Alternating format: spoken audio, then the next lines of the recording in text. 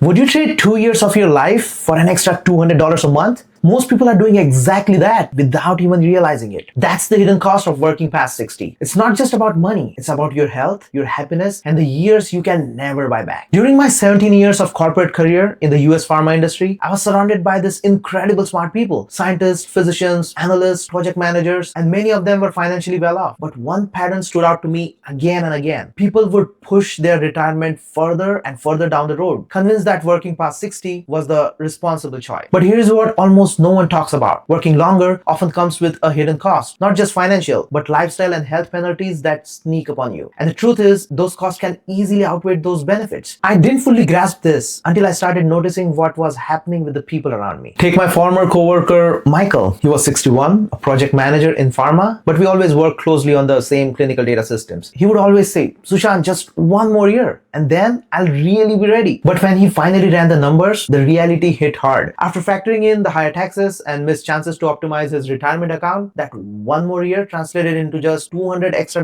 per month for the rest of his retirement life. 12 months of deadlines, late night calls with Asia, and the office politics, all for the price of that just one nice dinner each month. He went silent when he saw that. That's the hidden cost no one wants you about. And it's not just money. At 65, your body isn't bouncing back like it did at 45. I remember so many colleagues who were sharp as ever mentally, but physically drained. A 2023 study in Japan found that people who retired saw a measurable drop in heart disease risk compared to those with who kept working. Another recent paper in Journey of Epidemiology and Community Health showed that when people stop working, fatigue and mental health improve substantially, even for folks who already had chronic conditions. The tragedy is that your early 60s are your last best shot at real adventures. Hiking trails, traveling abroad, chasing grandkids, those years are gold, but too many people tread them off away. Like my neighbor Cindy, she worked until 68, saying that she wanted to feel completely safe. But by then, arthritis made her long walks painful, and forget about the Mediterranean cruise she always dreamt of. She couldn't even manage the walking tours. And that moment stuck with me because I realized money regenerates, but time never does. And yet the financial boost of working longer shrinks every single year after 60. Here is the part no one tells you. Past 60, another year at work often costs you more in life than it gives you in money. The problem is retirement calculators make it look like every extra year adds the same value, but in reality, the curve flattens and the return shrink. And what you give up, health, energy, time with family, only grows. There is a data on this one too. One survey found that nearly half of the retirees between 62 and 70 wish they had stopped sooner. On average, they said they should have retired about 4 years earlier. Think about that. 4 extra years of life most people would give anything to get back. And the hardest truth, you can always pick up a part-time job if money feels tight, but you can't rewind and chase grandkids or reclaim your health once it slips away. And that's why I call it I will retire next year trap. People say just next year and I'll feel safer, then another. And before they know it, they have worked away the best decades of retirement they could have had. Well, it feels logical to work just a little longer and stack some extra cash. But in reality, we end up overestimating what that extra time will actually buy us and underestimating what we are giving up. Now, I'll be honest. When I talk about all these traps, I'm not just pointing fingers at other people. I went through it myself. For years in pharma, my identity was tied to my job title. I would walk on those big global meetings, my name flashing on the screen, and it felt good. It felt like this is who I am. The thought of stepping away was scary because if I wasn't Sushant from pharma, then who was I? That's the identity trap. We confuse our work with our worth, and the longer you stay, the harder it is to imagine life without it. I saw doctors, senior managers, even VP level folks who stayed past 65, not because they need the paycheck, but because they couldn't picture themselves outside of that role. And then there is this safety illusion, that steady paycheck. It's comforting. I used to think the same thing. As long as the money keeps coming in every 2 weeks, I feel safe. But here's the truth, that safety can be recreated with a smart plan. For me, it was consistent investing, paying off debt, and having enough in my portfolio where my money is working harder than I do. The turning point came one night on a late call with Asia. My son was playing in the next room and I could hear him laughing with my wife, and I thought, why am I here listening to another project update where I could be just out there playing with them? That's when I realized the real safety wasn't the paycheck, it was the freedom to choose how I spend my time. But the full resurrection moment came later. I remember staring at my spreadsheet the same way Michael once did. I had run the numbers 100 times, debt paid off, investments compounding, and house that has already grown in value. So logically, I knew I was fine. But emotionally, I was terrified to let go of that steady paycheck. That's when my wife looked at me and said, Sushant, you have done everything right. Why are you still hanging on like you are a broke college student? And she was right. I realized my fear wasn't about money. It was about leaving behind the only identity I had known for almost 2 decades. But once I stepped back, I saw what was on the other side. Morning without alarms, afternoons at the park, pickleball games whenever I want instead of the endless project updates. Walking away at 41 wasn't about escaping work. It was about stepping into life. Retirement, whether it is at 41 or 61, isn't an ending. It's a launchpad into everything you have been putting off. And the funny part is, once I left, I didn't miss the paycheck at all. I missed nothing about status reports or office politics. What I gained is time with my kids, energy for my health, and space to create. It was worth more than any promotion I could ever get. And looking back, the real win wasn't just what I gained, it was what I avoided. I didn't end up as the guy at 65 still dragging through the late night calls, stressed about deadlines and watching my health decline, and telling my kids maybe next year while the years slipped away. I didn't have to trade golden years for a slightly bigger balance sheet. Instead, I got to choose my own timeline. I was present for my kids' childhood in real time, not through photos, and I kept myself healthy. I kept myself healthy enough to play pickleball, to travel, and to actually enjoy the life I had worked so hard for. But the biggest surprise is I discovered my new passion, personal finance. Personal finance went from being just something I practiced for myself to something I now teach through this channel. Creating content, sharing my story, helping others, that gave me a purpose I never expected. So my big win wasn't just sports or family, it was the freedom.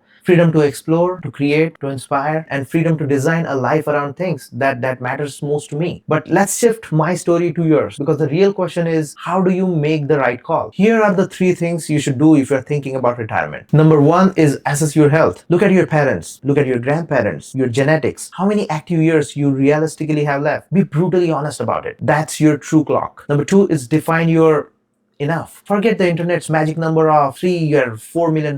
What does your life cost? What does travel, healthcare, and fun in retirement look like for you? Once you know that, you stop chasing shadows. Number 3 is plan your withdrawals smartly. Think of it as a dollar cost averaging out. Structure your withdrawals, consider Roth conversions where they fit, and time your social security to reduce taxes and stretch your money as further as you can. It's not about how much you saved, it's about how you take it out. Retirement isn't the finish line, it's a launch pad. And the question is, when do you want to launch? If you found this helpful, I'm sure you will love this video as well. Please don't forget to subscribe to Money with Swabhi. Let's keep building a life of freedom together. Your finance friend Sushant, signing off.